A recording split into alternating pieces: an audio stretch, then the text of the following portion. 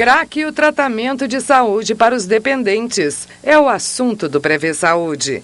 O Brasil é o maior mercado mundial do crack e o segundo maior de cocaína, conforme revelou o Instituto Nacional de Pesquisa de Políticas Públicas do Álcool e Outras Drogas, da Universidade Federal de São Paulo. O Levantamento Nacional de Álcool e Drogas ouviu 4.600 pessoas com mais de 14 anos em 149 municípios brasileiros. O crack é a cocaína na forma de cristal. É a droga mais potente e perigosa por causa de sua forma de absorção pelo organismo. Por ser fumado, a rapidez e a intensidade com que age no cérebro são maiores. Para falar sobre crack e o tratamento de saúde para os dependentes, o convidado do Prevê Saúde é o psiquiatra Wilson Roberto Fabra Siqueira. Formado pela Faculdade de Ciências Médicas de Santos, especialista em psiquiatria pela Associação Brasileira de Psiquiatria e Associação Médica Brasileira. Para conduzir a entrevista, o apresentador do Prevê Saúde, médico oftalmologista, Dr. José Eduardo Marques.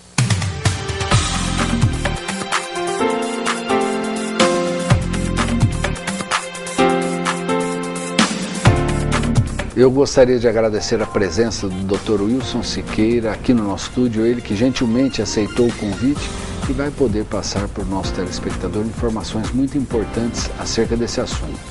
Um assunto que hoje está muito em voga, principalmente pela ação do governo do estado junto com a Prefeitura de São Paulo, que realmente quiseram melhorar a situação ou acabar com a Cracolândia lá na região central de São Paulo. Wilson, é um tema bastante polêmico, mas você acredita que esta ação do Estado mais a Prefeitura de São Paulo foi uma ação assertiva, correta? E qual é o melhor tratamento para o dependente de crack? Eu acredito, José Eduardo, que foi uma ação correta, alguma coisa precisava ser feita, foi uma atitude que usou de uma certa agressividade, talvez exagerada, isso sim, mas precisava passar um bisturi nesse abscesso, precisava drenar. O crack é uma doença,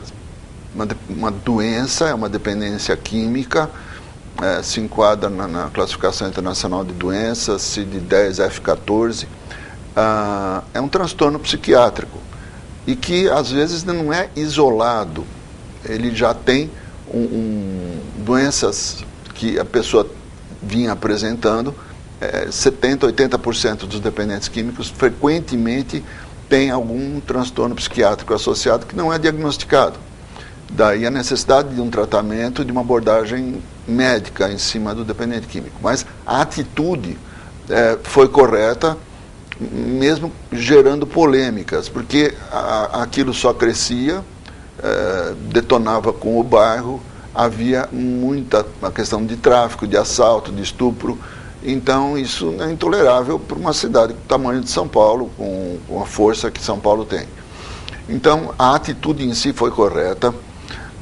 É claro que isso por si só não vai resolver o problema, nem da cidade, nem do dependente químico. É um caso assim, que tem que ser estudado isoladamente, porque cada pessoa tem o seu problema individual. Tem pessoas de alto nível que acabam entrando no crack, a coisa do que há uns 15 ou 20 anos atrás, o prefeito de Washington foi pego fumando crack no gabinete, e perdeu o cargo, etc. Mas é uma pessoa que é um prefeito da capital dos Estados Unidos, que estava lá fumando crack no cachimbo, pega qualquer pessoa e só traz para baixo, a pessoa vai degenerando, vai deteriorando física e psiquiatricamente. Daí a necessidade de intervenção. Certo, isso. Muitos médicos, muitos psiquiatras falam que se o indivíduo não quiser tratar, não tem como ele sair da dependência. É certo isso? Realmente, quando existe uma motivação do indivíduo para melhorar, a chance de recaída é um pouco menor. Vamos entender que uma dependência química desse nível, sempre existem recaídas, que quando o tratamento é bem sucedido, essas recaídas são curtas, a pessoa retoma o tratamento são chamados lapsos, mas na sua maioria a pessoa vai acabar voltando mais dia menos dia, principalmente se fizer uso de bebida alcoólica. Ela está reprimindo a vontade de usar o crack, mas toma uma cervejinha, a cerveja desinibe e a pessoa vai e tem uma recaída. Isso funciona assim também na cocaína, porque na cocaína tem uma atividade cerebral parecida com o crack, mas acaba sendo necessário o entendimento que a pessoa está num processo de tratamento, que ela não está curada. Curada ela não vai estar nunca, porque é uma dependência química, é uma doença psiquiátrica que vai acompanhar ela. O que ela está é num estado de abstinência, ela está limpa. Certo. Várias ONGs, várias religiões acabam desenvolvendo algum tipo de trabalho junto a esses dependentes. Isto funciona, Wilson? Não só funciona, como é extremamente necessário. Eu já dei muitas aulas para formação de técnicos em dependência química, e essas aulas eram ministradas em institutos teológicos, onde as pessoas estavam estudando alguma coisa ligada à teologia e estavam querendo se dedicar a atendimentos para dependentes químicos. É necessário uma formação que seja em nível técnico, uma informação, mas é fundamental a atuação não só das ONGs que fazem o possível para dar o melhor atendimento, como das igrejas, acolherem o dependente químico e irem de encontro, onde eles estão, porque eles não vêm voluntariamente procurar uma igreja. Eles precisam ser procurados, ajudados, encorajados, ouvir o testemunho de outros que já saíram da dependência química, e com isso eles se sentirem mais motivados para aderir a um tratamento e tentar retomar a vida ou eventualmente retomar a profissão que eles abandonaram. É sempre uma esperança que eu acho que é bom deixar isso registrado aqui. Certo. O que é o crack? E realmente o crack é a droga mais avassaladora que existe no momento? Tem se demonstrado que sim, infelizmente. Isso já tem uns 3 ou 4 décadas que se descobriu que o pó da cocaína misturado a bicarbonato e outras substâncias fazem a chamada pasta base.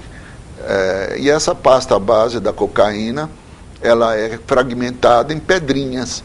Essas pedrinhas, então, são colocadas, elas não podem ser aspiradas, porque elas são grandes. Então, essas pedrinhas colocadas num cachimbo, e quando o fogo age sobre elas, elas estalam e fazem um barulhinho, daí o nome crack, elas têm estalidos que parecem esse barulho. Então, essa fumaça que sai da pedrinha entra nos pulmões, nos alvéolos, e em questão de 2 ou 3 segundos está na corrente sanguínea. Então, a ação do crack é muito rápida e gera uma euforia enorme, um aumento de energia. Isso se dá pela ação da dopamina no cérebro, no centro onde a pessoa sente prazer, né? Na região que ela sente prazer, é ali que o crack vai agir. Então vai dar uma sensação de prazer enorme, mas é muito fugaz, dura também poucos segundos. O que resta depois disso, dessa euforia, é um delírio meio paranoide. Daí os craqueiros serem chamados de nóia, por causa da palavra paranoia. Ele começa a se sentir perseguido, ele acha que vão ser presos, vão ser torturados, vão ser maltratados, etc. E daí o delírio que a maior parte do tempo eles vivem. Então, para distrair, eles ficam limpando o cachimbo, ficam conversando, para aliviar essa tensão da paranoia. Sim. A partir da dependência, o indivíduo se torna um escravo da droga, consumindo por horas e horas a fio. Enquanto eles tiverem meios de adquirir a pedra e fumarem, eles vão usar até o último centavo. Eu tenho pacientes que eles vão, e isso também é comum, eles vão fumar o crack não tem nem tempo de chegar em casa para fumar em algum canto. Eles fumam ali onde eles compram. E ali eles ficam, ali eles usam até o último centavo que eles levaram. Isso já foi descoberto nos ratos, em laboratório há muito tempo, onde é colocado a cocaína numa água, a água comum, o alimento. Quando o rato descobre o prazer que aquilo causa, ele fica consumindo aquilo até cair morto, até cair desfalecido de fome ou de sede.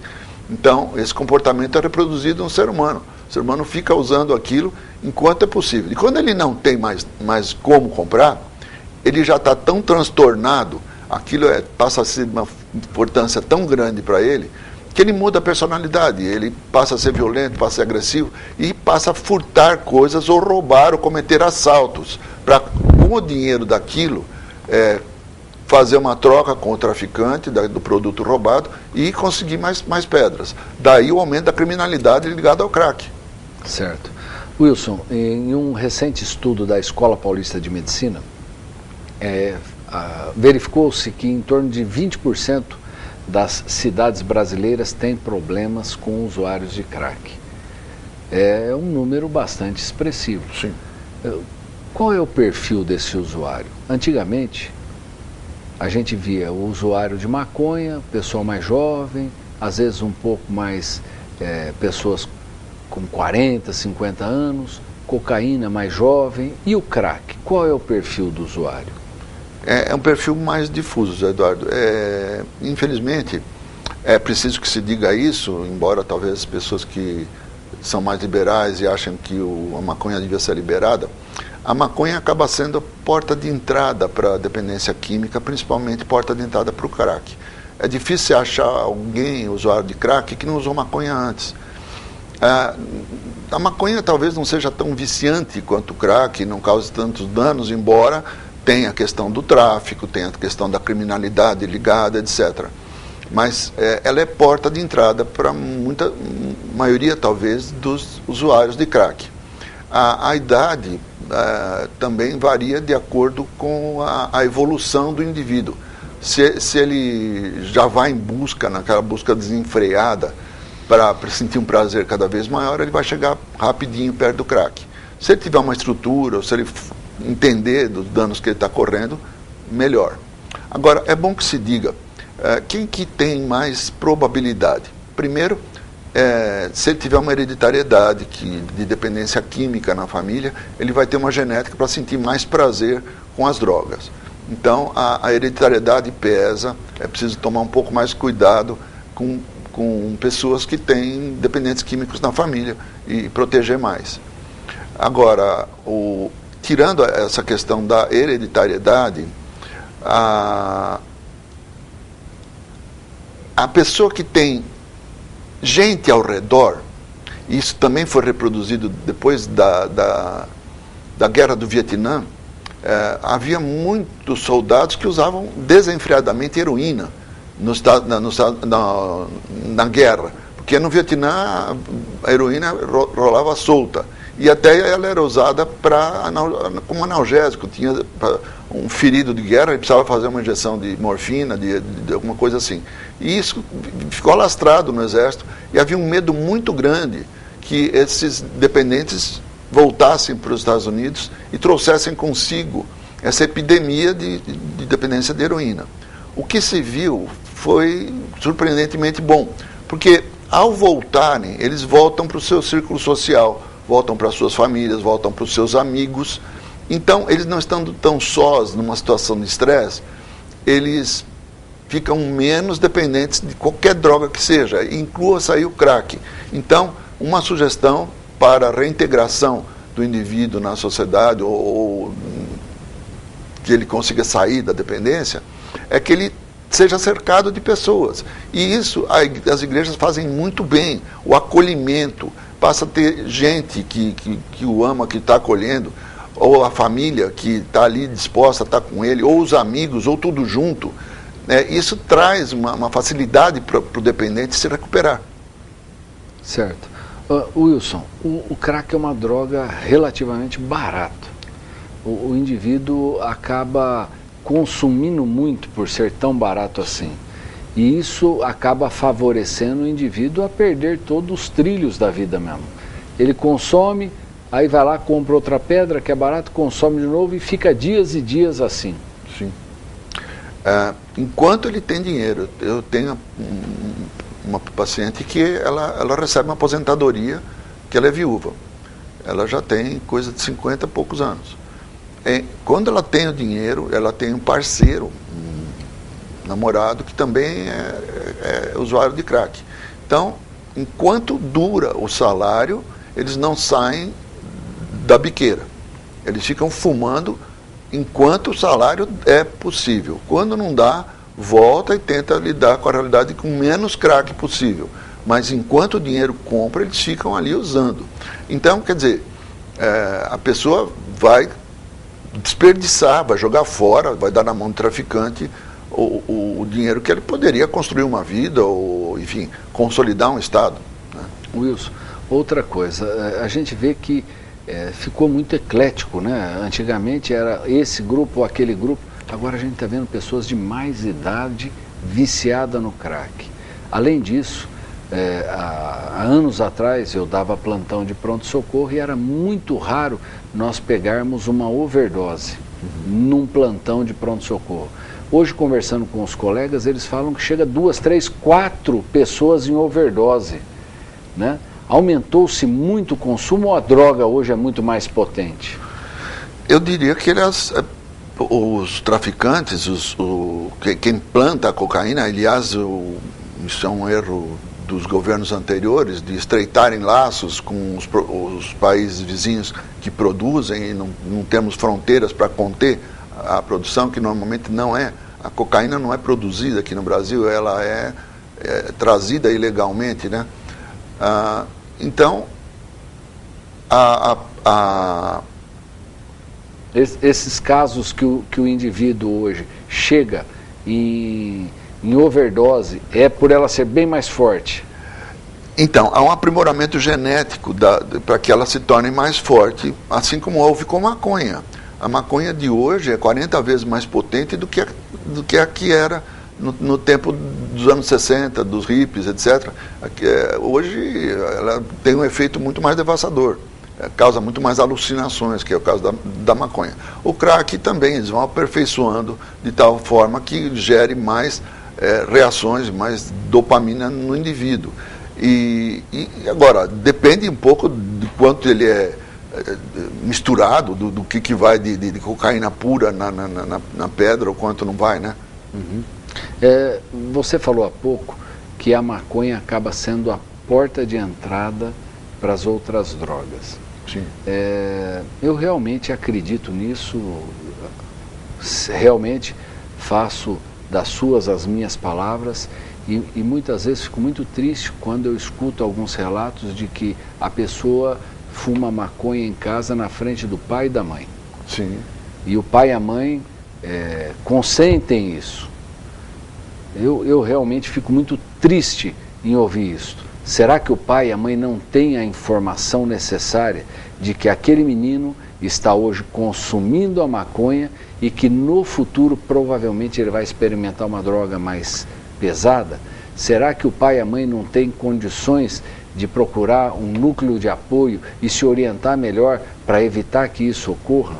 Né? É triste, mas as famílias hoje muitas vezes aceitam, dizendo que a maconha não tem problema. Isso é um discurso de quem usa maconha, é muito comum, tem filmes, tem depoimentos que eles usam para reforçar uma falsa ideia que a maconha não causa dependência, que a maconha não causa danos, etc. A maconha triplica o risco de esquizofrenia até os 35 anos. A maconha causa câncer muito mais rapidamente de pulmão do que o tabaco. E as alucinações que a maconha produz podem ser gostosas ou não. Enfim, e tem essa questão de ser uma porta de entrada. Infelizmente, algumas famílias não têm espinha dorsal, não têm autoridade, não conseguem se impor e acabar, pelo menos, impedindo que a coisa fique tão doméstica assim, a ponto de fumar na frente dos filhos, na frente da mulher, na frente dos pais. O indivíduo quer achar que aquilo é normal, como se ele tivesse. Hoje, talvez, o tabagista é mais reprimido do que o usuário de maconha, porque o tabagista não pode fumar em lugar nenhum, ele tem que fumar em lugar aberto. Já agora o indivíduo no usuário de maconha, ele só precisa tomar cuidado com a polícia para não ser pego. Se ele tiver com uma dose maior, ele pode ser atuado como um tráfico, né? Então, só voltando àquela questão da overdose, Eduardo, que acho que ficou em aberto, a overdose realmente tem aumentado, porque tem aumentado o uso diretamente proporcional. E é bom que se diga que tanto a cocaína quanto o crack, elas vão causando múltiplas lesões, não só nos pulmões, mas na fibra cardíaca.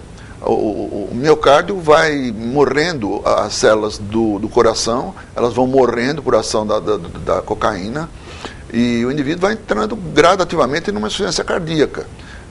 Um exemplo clássico disso é o Maradona, que era um usuário que até não escondia que usava cocaína, até que o coração dele quase entrou em colapso e ele precisou fazer um tratamento na clínica até de um conhecido meu lá em Buenos Aires. Wilson, você falou também que esse pessoal que acaba usando crack acaba tendo problemas no pulmão, no coração e em nível mental. Pode induzir a depressão, pode induzir a uma esquizofrenia? A depressão, a esquizofrenia e aguçar uma eventual paranoia, porque tem dois tipos de paranoia, a esquizofrenia paranoide e a personalidade paranoide, né? O indivíduo passa a ter uma atitude desconfiada, ele passa a se isolar de todos, porque ele acha que todos estão comentando sobre ele, todos estão tramando alguma coisa sobre ele, e isso pode gerar nele até uma atitude de agressividade defensiva. Ele agride para se defender de algo que está na cabeça dele. Volto a dizer, daí o termo nóia, né? Então, há uma deterioração, sim, do indivíduo, claro que proporcional ao tempo de uso, à frequência de uso, à intensidade de uso. Há uma deterioração, sim, das funções mentais, gradativamente, nada que não possa ser, vamos dizer, interrompido com a interrupção do uso, né? E a pessoa reaprender novas funções através dos neurônios que não foram lesados. Wilson, qual é o melhor tratamento hoje para o indivíduo que está cometido dessa dependência química do crack? Eu diria que é um tratamento multidisciplinar. Há que se ter uma equipe, tanto de médicos, seja generalista, seja psiquiatra. É necessário a intervenção de um psicólogo que tenha alguma informação e formação um pouco nessa área. Assistente social também é muito importante para resgatar o indivíduo de onde ele está e trazê-lo de volta para uma vida mais sadia, né? E também a presença da família e de instituições religiosas que possam fazer um acolhimento e dar um amparo para o indivíduo ter, vamos dizer, refazer um amor com um Deus de amor, entender-se perdoado, entender-se amado, não só por aquelas pessoas que o estão acolhendo, mas por um Deus que é amor, de acordo com a própria Bíblia. Então, esse acolhimento, seja por parte da sociedade, seja por parte da família, é extremamente necessário. Mas, assim, a equipe que precisa estar junto, os voluntários que vão ali oferecer alimento, banho, roupa, cortar cabelo, cuidar das pessoas ali naquele estado de sarjeta, aquelas pessoas, elas merecem um lugar no céu, vamos dizer assim, a gratidão da sociedade, porque são pessoas que têm muita coragem, têm muito amor ao próximo, e isso é muito louvável, e são necessárias. Todas as pessoas que estiverem dispostas a unir forças nesse propósito, independente de terem esse ou aquele diploma, elas são muito bem-vindas nessa guerra, porque é uma guerra. A Cracolândia foi desfeito o tumor, foram feitas metástases, estão espalhadas, e já existem centenas de pequenas cracolândias em São Paulo, eram dezenas, da cracolândia original parece que viraram 40 ali na região, mas talvez seja mais fácil combater as metástases do que só o tumor. Então, agora, quem sabe, unindo forças, diminuindo o preconceito contra a atitude governamental, que foi uma atitude acertada, apesar dos pesares, apesar dos erros, das pessoas que se machucaram, etc., foi uma atitude acertada, só queria concluir isso, e que agora cabe à sociedade e essas organizações não governamentais, as igrejas, aos voluntários, acolherem e darem continuidade para poder haver conter essa evolução. Eu realmente acredito que o que você falou, Wilson, você realmente fechou a importância que se tem não só do tratamento médico, psiquiátrico, psicológico, da assistente social, a família e também a religião. Sim. Você só esvaziar ele, ou seja, você tirar a dependência química e soltar ele de novo na sociedade, ele vai querer se preencher de novo, muitas vezes, dessas drogas. Então é importantíssimo que ele se preencha de uma religião, de Jesus mesmo no coração, e realmente faça que esta seja a diferença dele. A hora que ele está preenchido, fortalecido, ele consegue tocar a vida dele em frente sem realmente ter recaídas. Com certeza. Eu acredito que é importantíssimo, tanto quanto esse tratamento multidisciplinar, o apoio da família e a religião envolvidos em cada um dos dependentes químicos. Eu concordo e reforço, não dá para ser cirúrgico, nós vamos extirpar o indivíduo, nós vamos tirar ele da cracolândia, está resolvido o problema. Isso é impossível. É um problema crônico, a pessoa vai ser dependente enquanto estiver viva, ela precisa se manter limpa, ela precisa se manter, né, através outras instituições que ajudam também, nos narcóticos anônimos, através da técnica dos 12 passos. As igrejas têm centros só para tratamento de dependências químicas. Então, a técnica aliada à humanidade, ao amor e ao acolhimento é o que vai, eu acho que ajudar a lidar melhor com esse câncer que está nos assolando a sociedade. E esse indivíduo deve ser tratado como um dependente para o resto da vida. Ele não tem cura, ele está tratado. Exatamente, ele não tem cura, ele vai ser dependente sempre. Ele vai buscar, a não ser que ele tenha uma força, vamos dizer, afetiva, espiritual, de pessoas iguais que já superaram, que são os grupos de ajuda mútua, né? Ou dos psicólogos, dos psiquiatras, dos assistentes sociais, da família. Ele tendo essa força, ele vai conseguir se manter sem usar, né? E com isso ele voltar à vida e voltar à saúde, recuperar a saúde mental que ele perdeu e que ele ainda pode recuperar. Wilson, eu acredito que nós falamos aí de uma maneira bem clara, simples e que o nosso telespectador tenha entendido. Eu gostaria que você deixasse uma mensagem para aquela família que realmente tem dentro do seu seio uma pessoa dependente, e dependente de crack muitas vezes, e que às vezes não sabe mais para onde correr. Existe algum núcleo aqui em Bauru e na nossa região que possa ajudar esta família? Eu diria, em primeiro lugar, que a família deve entender que ela tem um doente em casa, que ela não tem um sem vergonha, um vagabundo que não quer trabalhar. Esse doente precisa de tratamento, e esse tratamento é o que nós acabamos de abordar. Então, que essa família corresse, de alguma forma, em busca de ajuda, de tratamento, enquanto há tempo, enquanto a pessoa ainda não está num nível mais degradado, né? Então, ela necessita dessa ajuda, a família tem que tomar alguma atitude, alguma iniciativa, porque se depender do usuário, ele não vai tomar. Ele vai ir atrás enquanto ele puder e tiver como consumir. Eu gostaria de agradecer a presença do Dr. Wilson, tenho certeza que o nosso telespectador entendeu o intuito do nosso programa e se ainda assim restaram algumas dúvidas, queiram encaminhar para a TV Prevê. o doutor terá o maior prazer em respondê-las. Mais uma vez, muito obrigado. A você, nosso telespectador, obrigado pela paciência, obrigado por realmente ligar aqui na TV Prever, nos assistir e poder passar essas informações para os vizinhos, parentes, que é um tema muito importante. Gostaria de convidá-los para que na semana que vem estejamos juntos aqui para mais um Prever Saúde. Tchau.